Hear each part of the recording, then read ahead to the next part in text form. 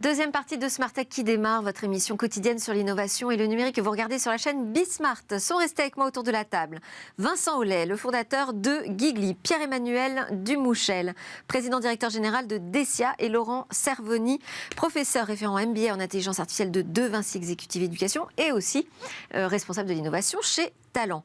Nous accueillons avec grand plaisir Lily Boisumeau, vous êtes analyste scientifique chez Bioxégie et avec vous on va parler biomimétisme. Bonjour Lily. Bonjour.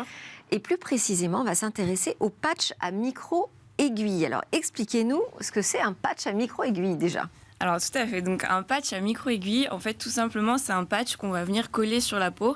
Et la particularité c'est qu'en fait il va y avoir des petites aiguilles, des aiguilles très très fines qui vont pénétrer dans la peau et qui en fait ne font pas du tout mal puisque c'est un peu comme quand un moustique vous pique avec sa trompe, vous n'avez pas mal parce que l'aiguille est très très fine. Donc c'est ça un patch à micro-aiguille. Alors pourquoi on les utilise ?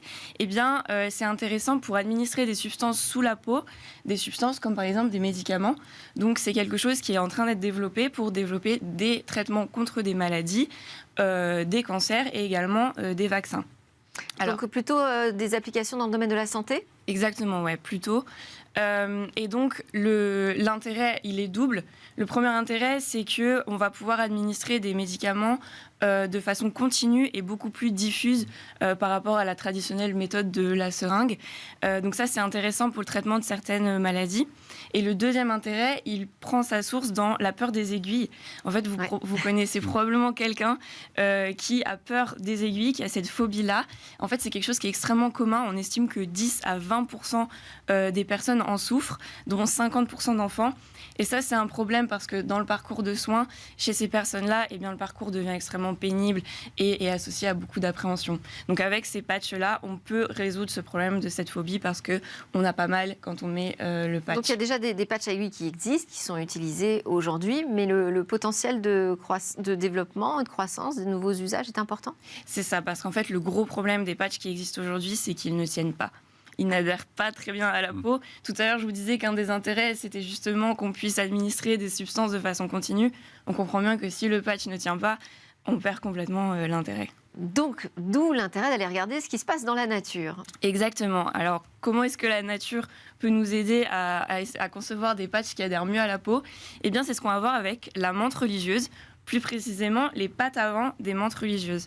Alors, la menthe religieuse, vous la connaissez probablement pour sa mauvaise réputation de dévoreuse de mâles après l'accouplement.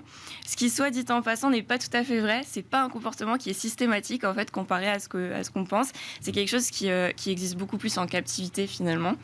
Et donc, alors, pour revenir aux pattes, aux pattes voilà, qui nous intéressent. Les menthes religieuses, elles sont d'excellentes prédatrices. Et c'est grâce à leurs pattes avant qui, en fait, sont un peu similaires à notre bras et qui sont capables de se déployer et de se replier extrêmement rapidement.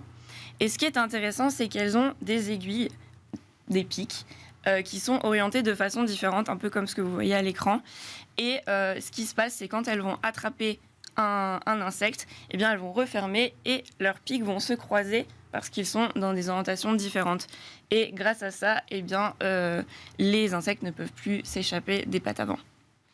Et alors, comment est-ce qu'on applique donc, cette observation de la menthe religieuse à des patchs micro-aiguilles de main ? Alors ça, donc il y a des patchs qui ont été développés par des chercheurs de l'université de Southeast en Chine, qui se sont inspirés en fait de cette orientation des aiguilles et qui se sont dit, eh bien plutôt que d'orienter les aiguilles comme ce qu'on fait aujourd'hui, tout simplement perpendiculairement au patch, eh bien on va faire deux orientations différentes. Alors c'est ce que vous comprendrez très vite si vous regardez l'image à l'écran. En fait, le patch, il est orienté, les aiguilles sont orientées de cette manière-là. Et donc, en fait, on a une meilleure adhésion. L'image à l'écran, mais allez-y, continuez. On a en fait les aiguilles qui pénètrent dans la peau de cette façon-là. Et donc, on a une bien meilleure adhésion du patch. Et donc, ces chercheurs-là ont testé leur patch sur des souris pour traiter du psoriasis. C'est un peu comme de l'eczéma.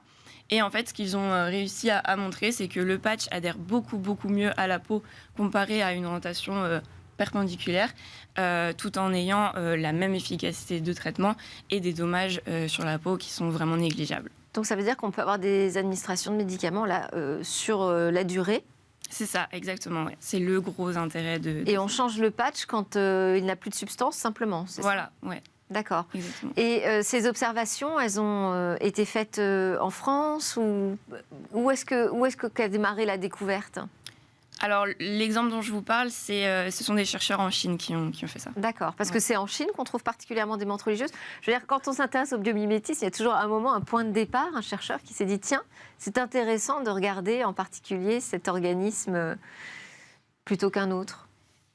Ouais, Vous n'avez c'est pas vrai que... d'explication? Non, j'ai pas D'accord. d'explication, mais On c'est trouve vrai des menthes que... religieuses partout sur Terre.